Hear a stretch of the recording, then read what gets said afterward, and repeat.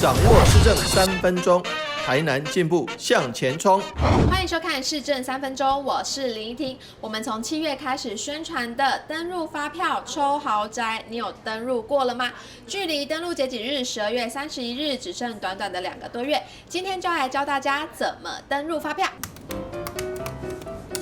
第一步，进到台南购物节官网，然后到会员中心登入会员。如果你没有会员的话呢，就要注册。那当然，你也可以用你的 FB 或者是 Line 来进行登入。登入成功后呢，进到登录抽奖的发票抽奖登入，点进去后呢，就会出现像这样的界面。我们就拿起我们的发票，那将相关的资讯，包括消费日期、消费金额以及发票号码。那输入发票号码大小写也要注意哦。可是呢，你就是不用输入中间那条杠杠。卖方统编呢也给它输入，然后按确定送出，那这样就完成喽。消费满200元就会有一组抽奖序号，所以消费金额越高，当然序号越多，中奖机会就会越高喽。我们在每个月15号都会陆续抽奖，最大奖有豪宅、汽车及电动机车等等，赶快一起来抽奖吧！现在就让我们来听听经发局长怎么说吧。大家好，我是台南市政府经发局局长陈凯琳。我们要非常的欢迎全台湾各地的朋友一起来参加我们的台南购物节。台南购物节开跑喽！我们今年的礼物比去年多更多，奖品双倍奖。我们有2栋房子、2辆车子，还有10台 GoGo 的汽车，以及诸多的好礼。所有的好朋友只要来台南消费，满200元就可以换得一张抽奖的序号。我们除了在实体通路的部分你取得发票之外，台南购物节也推出了电商平台，只要您在台南市政府的电商平台上购买台南的好物，每一件都是我们精挑细选的东西，推荐给大家。只要发票满200元，你一样可以来参加房子的抽奖、车子的抽奖。我们每个月的15号都有抽奖哦，在我们台南市政府的官方网站、台南经济站的脸书都有直播。我们的抽奖绝对是公平公开。到今天为止呢，我们登录抽奖的金额已经到达34亿5千万喽，所以有可能您就是下一个房子的得主、车子的得主。欢迎来台南参加购物节，我们有非常多的活动，台南是最好玩的地方，让台南变成你最好的回忆。接下来请收看中嘉新闻。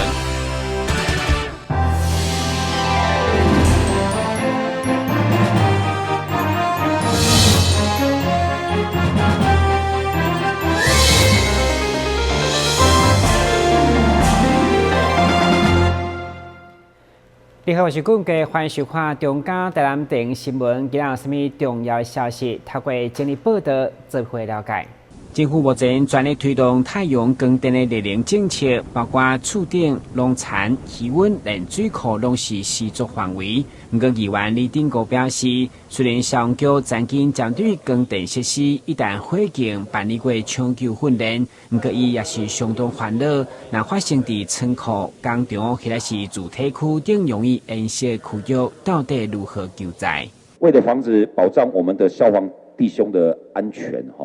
其实我们都是刚开始的时候，尽量面对太阳面板，我们尽量使用干混及气体的药剂。尤其但是涉水的话，它可能要产生一个比较高、比较一个水雾状，去慢慢去用。而且太阳能它在经过燃烧，它会破碎，它的这些东西都会对我们的消防弟兄们造成很多很多的危险。这个东西我不知道我们的消防队将来是怎么应应。第一个我们要等那个台电人员来，他把那个变流器的地方确定里面没有电流，因为变流器即使切断，里面它的太阳能板还是持续在发电，所以我们同仁去不会贸然这个涉水。那我们有 SOP， 这个状况呢，这个月的16号，这个七股区已经发生过，那我们也做正确的处置，所以我们同仁都很这个正确的来处理啊。议员进一步表示，因为未来火警的发展形态复杂，包括超高楼救灾、太阳光电棒的处理机制，一定要有精神的防灾演练，才当保障拍火兄弟安全甲百姓身家财产。台南新闻军志林光采访报道。议员贾在往上午伫总集村真正相当愤慨，特别是客家要设立东部到园区议案的争议，因为伊表达支持市府政策，可比好做2个月，甚至沦为政治斗争。上午伊过去将客家市场经济拆除的魄力，表达伊将近20几年来就是坚持做对的代志，有担当选择小停对地方有利的建设。做一个民意代表。也搞问题，免处理啦。所以我今仔会用支持市长，我会感觉市长你这政策做好。野狗绝对要处理，尤其是咱偏远地区，野狗伤人，不管是会发生，啊，毋过伤着人，要讲的，到啥物人要负责？无伤人野狗爱掠起来结扎啦，吼。TNVR 啦，啊若有伤人，野狗就要掠起来收容啦。但是即马伊现主是保卫，那嘛不爱互收容咧。而且我嘛唔知影这伤人野狗要掠落去。当然，除了客家东部园区，伊认为被抹黑，嘛因为被网友爆料，不满自治宫顾问被警方告发无照骑车，向警察弄刀啊，要求分局道歉议案。议员召大会嘛一直反驳，而且话愈讲愈激动。特别个拄到查某囝办喜事，认为真正欺人太甚，无少是去议员嘛爱行伊清白，互上午总集村成为伊的澄清大会。做个10岁18，要嫁厝，你10岁12，家己这点无啊？男我要安想？我议员我是公的咧，我开幕是要大细汉呢。你要指着我议员，你嘛要合理，天地倒头饼。我坚持我只要讲的，我今仔是一个议员咧讨的一个公道。我才讲你警察局行政不中立，我甲你讲，我会敢趁伊来真情，我就是要最大来行我的签票。台湾新闻军志林光采访报道。议员杨忠成以这张图显示，机车族拢需要甲汽车相争相当危险。议员认为，市府应该体贴所骑机车民众，除了基本的路权以外，参照这款已经开设公共安全的道路设计，互民众一出门就参像拼命共款，更是一定要排除营地处理等困难，来设立机车专用道。这个四方案，这个部分，这是拢高13局的地啦。啊，我讲白白是公家的，有困难找立委嘛，找立委叫立委去罗列嘛，敢是安尼？好，为什么白白公家咱要去做公共的？为什么就爱去有偿保用？对，叫立委去登刀啊嘛，啊无有什么有过嘛，敢是安尼？所以我就讲，你这个四方案。这个侧车道，你还是要赶快做了。是经过会勘，也开过一次会的。那这个部分是大家都认同，这个地方是需要有这个机车专用的这个优先的通行空间。那因为那块地是国有财产署的地，那请国防部代管，所以涉及营产基金的部分所以我们开过会，那后续会讨论因为它没有办法无偿提供我们使用，所以可能要用有偿拨用或是征收的方式来处理。那我们后续会再来。演绎一个可以取得用地的方式。议员除了争取机车专用道，嘛针对台湾交流道上北引道上底不时造成塞车的民怨，进一步以混龄高坑交流道改善，会当争取中央专业的补助议案，要求市长嘛积极向中央争取。时间你要时间半年一年，这半年一年拢是交通黑暗期，全部拢会做乱的，所以这个部分当然。看下的第一是经费来源，第二是时间的紧慢，所以这两部分咱拢来努力。面对台湾交流道的相关改善工程，会后交通局回应，目前已经有高速公路往北的车道新增加正弯的车道，高速公路往南边车道新增加机车专用道停驶的方案来评估，等待协调取得国有地以后，尽速开辟。今日新闻君自林光采访报道。台湾的高龄人口这几年是愈来愈多，相对的照顾问题也备受重视。就有企业为了提供有能力的长辈一个优质的照护环境，特别伫中西区打造了一户全新的专营高级养生主体，提供长辈亲像饭店同款的生活空间。除了有优质的大房以外，也佫有丰富的公用设施甲空间，加上专业的照护团队，以5层级饭店管理系统结合长照专业的辅助，提供有感的服务。30号上午，伫市长甲议员等贵宾的见证之下，正式展菜启用。我们俊杰馆的开幕，其实在这边我之前最早听到这个部分是侯友宜董事长之前有提过，他希望说能够打造一个非常对于年长的好朋友友善的一个这个园地。那在这边我们可以看到，其实我常这边经过，就可以觉得在这边哇，真的是非常让人家觉得说应该是6星级的，但是几星级的不重要，有一个爱心，有一个对于一个照顾者有一个非常好的人性的照顾是最重要的要点。那我们很希望台南市政府社会局或者是相关的局处会把这个地方当做一个标的，当做一个可以互动交流的一个非常好的一个指标。那也期待我们俊杰馆以后，我们能够将来在社会福利上变成一个大家最印象最深刻的一个里程碑。因为台湾目前呢已经进入老龄化的社会，那人口也开始减少少子化，但是呢，大家现在活得越来越久，越来越健康，所以我们一直想要进入这个养生宅的这个市场。所以在5年前呢，由我们这2家公司呢合资来成立了这个3星管顾。我们才发现，以前的把养生宅都盖在很偏远的地方，盖在山里面，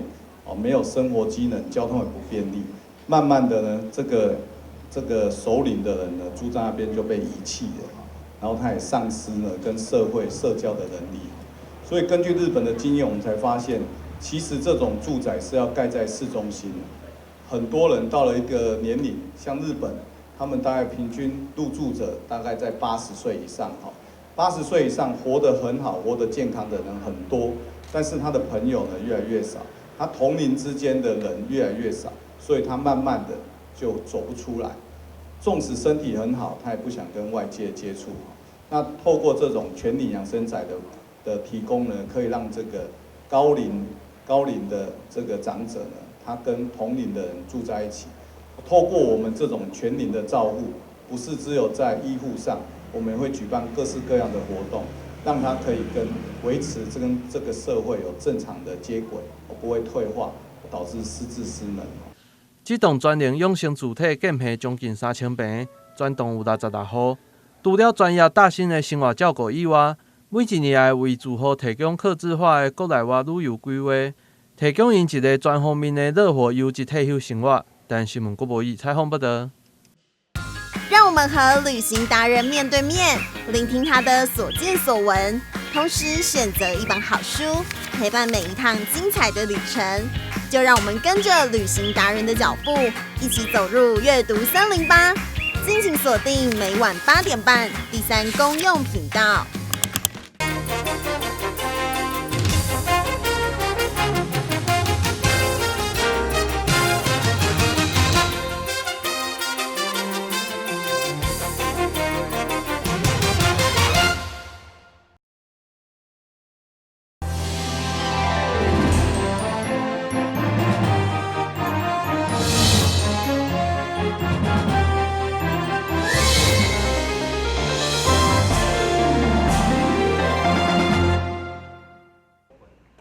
画面上，这位当咧接受华医校长曾信超颁发聘书的主厨，就是全台唯一连续3档得到米其林3星主厨陈伟强。华医校长曾信超表示，优秀的师资是学校办下的重要指标。这次会当聘请到世界级讲师教校指导，对着学校餐饮系学生更是一种鼓舞，嘛希望会当为台湾餐饮界培育更多人才。一个大学之所以伟大，其实是因为有师则名啊，有良师，有大师则名。那我们有陈伟强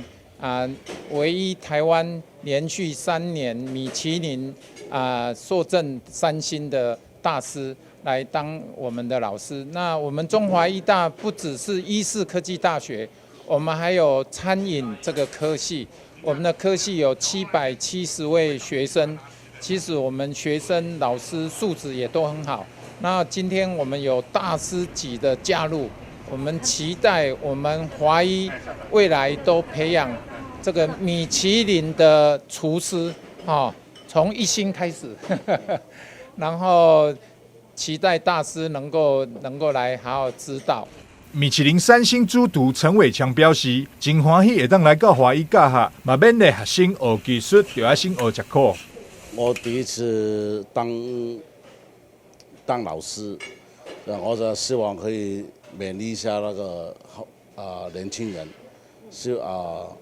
因为现在的年轻人给我的心态就是不能吃苦了，但是我就觉得做厨房、做厨师的那个部分的话，他一定不要怕吃苦。陈伟强来到华医的第一天，就亲自示范炒米粉的手法，教导学生如何掌握火候、甲食材的特性，才会当料理出色、香味俱全的佳肴。示范过程中，不止学生专心学习，就连学校其他科系的老师嘛来学习，显示出3星主厨陈伟强的吸引力。台南新闻张硕伟采访报道。这几年来，啉酒造成的意外愈来愈多，啉酒成瘾的问题也备受重视。对此，伫104年开始，卫生福利部也推动了酒瘾治疗的计划，邀请全台湾12间的医疗院所共同参加，透过主动出击的方式来降低酒瘾造成的影响。30号举办成果发表会，卫生福利部新口司的司长甲副市长赵清惠也拢出席见证，希望有更较侪民众会使加入这个治疗计划。治疗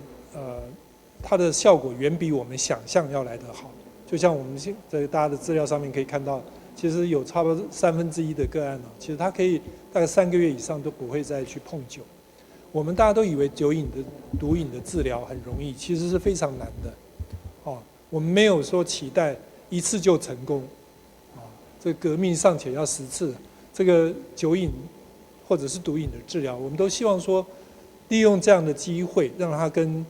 医疗这边能够结合，然后提醒他至少先减酒，那有机会最好是完全不要碰，我们刚刚说有1/3的个案都能够3个月至少3个月都可以不用再碰酒，那95%以上的个案其实他接受治疗之后，他很多危险的行为这些都全部都降低了，我想这是最主要的目的。当这些人他不再出现一些危险性的行为的时候，那周边就会比较安全。减少有人被莫名其妙被撞到，减少家暴，这些都是很重要的。那对他个人来讲，其实酒精不止伤脑，全身都伤啊。那在这种情况底下，你减少酒精的使用，也对他个人的健康有非常好的帮助。这届的成果发表会，除了让大家看到这几年来努力的成果，上重要的就是要让病医会使做经验的交流。我们这几年跟博物馆的合作，我们过去医院很少跟博物馆合作，但是这次算是历史性的一步。那在酒瘾的部分，主要是我们的酒瘾卫教的部分，因为手册大家可能常看到，但是拿起来看不下去因为字很多很密然后又有点太艰深或者是很无聊。所以这次我们请博物馆的人，事实上是帮我们转译，另外用图像化的方式，让它可以让我们一般的民众可以接受。这个是在卫教手册的发展那这2年我们医院也进了戒酒的药物，还有相关缺糖性这个孕铁蛋白的等等检验其实都是在临床上希望可以帮助酒瘾的患者能够成功脱瘾。大家可以看到，现在我们在监狱里面关的很多都是酒驾的个案。那很多人因为酒瘾、酒驾，然后导致他没办法再开车，也影响到他的工作机会。我想这很多因素，都会因为酒瘾而破坏了这个人原有的生活方式。这就是为什么我们今天要办这样的一个活动。我们希望把我们今年是委给12家医疗院所，由他们主动来去做酒瘾的治疗。我所谓主动，不是坐在医院里面等病人，而是他们会主动去跟这个监理所、跟这些法务单位做连结，地检署这些连结。那当他们发现有酒瘾需要治疗的个案，就会转介给医院。那甚至他们也会前进到监理所去做卫教，去唤醒大家对这件事情的重视度。那我们今年也是办这样的活动，也是希望各个医院一起来看一看酒瘾到底应该怎么做比较好。因为每一家医院都有它的特色，做法不同。那这是今天最主要的目的。经过资料显示，透过戒瘾治疗，有9成的人会使改善啉酒成瘾的问题。但新闻国无意采访报道。台南市一名开货车搬重的工人，因为长期下背痛，最近半冬恶化到臀部、脚拢会麻会痛。经过卫福部台南病院的检查，发现是腰椎椎间盘的突出，合并腰椎的神经压迫。经过食药复健治疗拢无效，后来接受整合的阶梯式标靶治疗，运用影像的导引注射加脊椎内视镜的微创手术，才治好下背肢的疼痛。我们所讲的阶段式的治疗，我们一定是先从最基础的药物，那跟运动复健开始去做治疗。那当这样的一个治疗表现出来，它有一定的效果，可是没有达到好的理想的时候呢，我们可能会进一步的再做检查。那假设如果是脊椎本身就是我们背部深处的问题的时候，需要去做一个治疗的时候，有时候我们可以透过一个影像导引的注射方式，针对我们有问题的地方去做一个很标靶的注射，那这样的去评估这样的治疗是不是有效。那相信在国外的一些研究也都告诉我们，像这样的一个精准的一个注射呢，有时候可以减少接近40% 的开刀的需求。那当然注射有时候真的是太严重了，并没有办法持续药效太久的情况下，有时候到头来还是得接受手术。那手术的方式有非常多种，从传统手术、微创手术到现在的这种内视镜超微创手术，都是可以解决的方式。那当然每个人的病情不同，他所选择的方式也不一定相同。那如果是比较单纯的，像是神经减压的一个手术的话，其实现在内视镜可以做的范围是相当大的。那透过这样的一个手术方式，其实病人可以在非常短的时间内获得恢复。卫福部台南病院骨科医师李家龙强调，